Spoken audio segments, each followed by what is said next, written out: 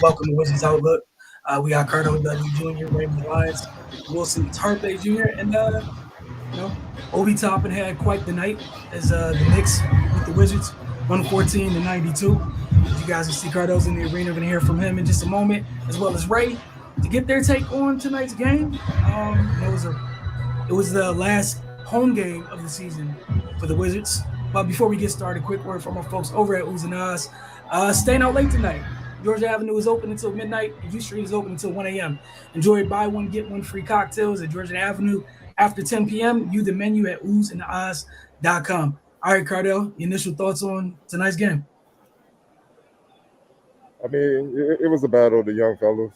Just seeing what you got with the young players on your team on both sides, and the Knicks' young core of players played that much better than the Wizards. Honestly, you just mentioned Obi Toppin, but I thought Emmanuel quickly, in his own way, was just as outstanding. Running the show as point guard, scoring when he needed to defensively, even making an extra pass to get other guys going, like Obi Toppin and Fournier, in the third quarter when they was bombing the Wizards from with those corner threes.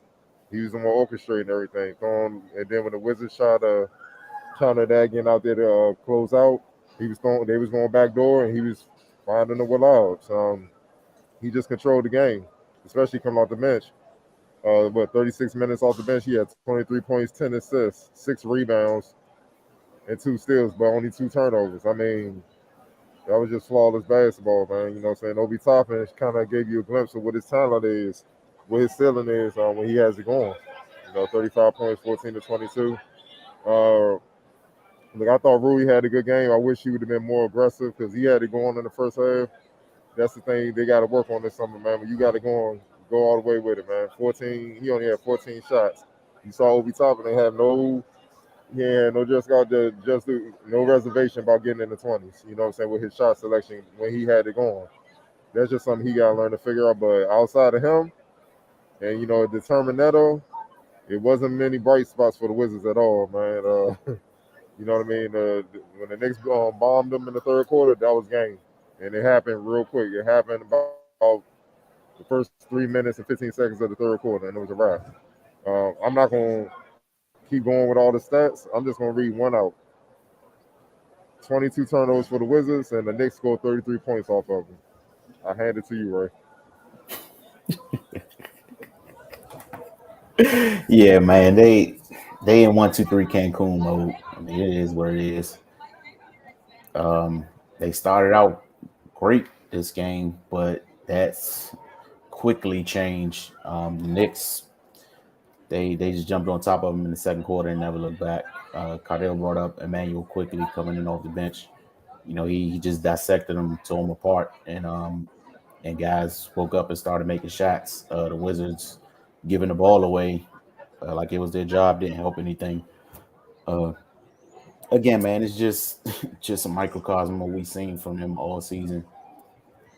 You start turning the ball over, other team gets good looks, then your defense slides, the ball stops moving on offense. You're not able to get anything good, and that's all she wrote. Next thing you know, you're losing by 20 plus, and that's just what it was tonight, man. But it's been a long season. You know, I'm sure they're looking forward to getting this thing over with on Sunday. But they gotta find a way to build some type of consistency. We talked the other night about them that was on the tail end of a back to back. They lost the game, but we said how much they still competed and just fought to the end. This one it went off the rails quickly, and it just that trend continued throughout the rest of the game.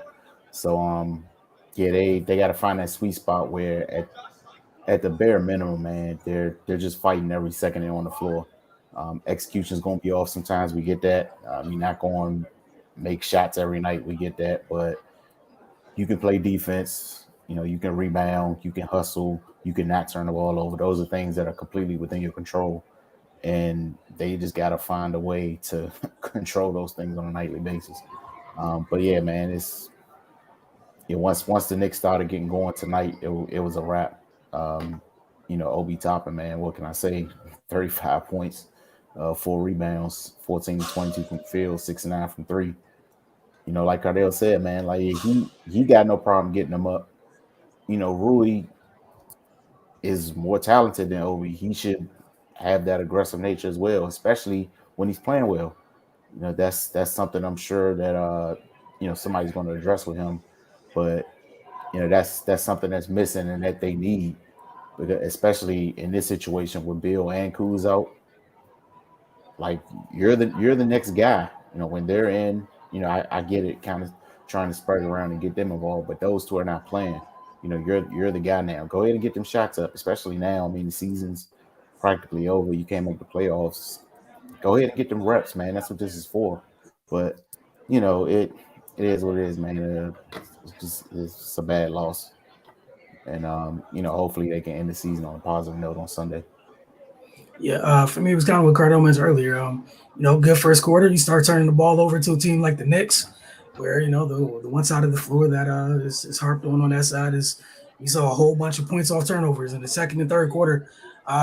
With the Knicks outscored them 36-19 and 35-22 from the second and the third quarter, heading into the fourth, 24-5 and points off turnovers for the Knicks. Quickly topping. Like you mentioned, the younger guys had a better night. We've seen this time and time again this season. Teams come out, have good third quarters, or Washington gets off to a good start, and teams respond with back-to-back good quarters. And depending on the night, sometimes that's more than enough to blow the game wide open.